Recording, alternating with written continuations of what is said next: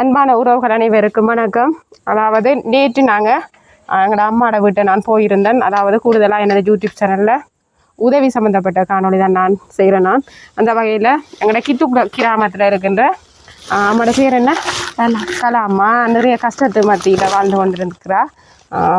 நாங்கள் நேற்று அம்மாவோட வீட்டுக்கு போயிருந்தோம். அதாவது நிறைய உறவுகள் என்னிடம் கூறியிருந்தார்கள், அம்மாவுக்கு மிகவும் கஷ்டமான நிலையில் இருக்கிறா.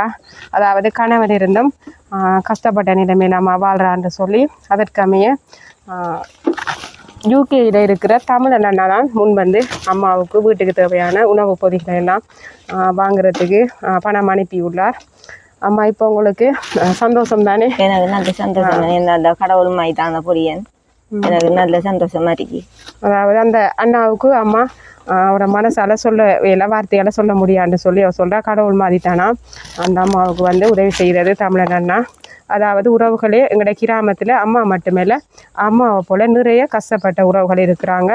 உங்களால் முடிஞ்ச உதவியை அதாவது நீங்களும் வழங்குமாறு நான் வந்து இந்த வீடியோவை ஷேர் பண்ணுறேன் என்னோடய யூடியூப் சேனலில்.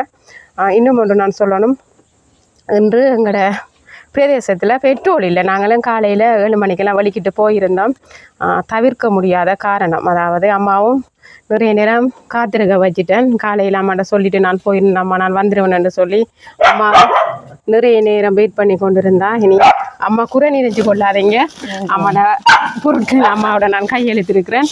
உறவுகளே நீங்களும் எனது யூடியூப் சேனலில் பாருங்கள். நன்றி.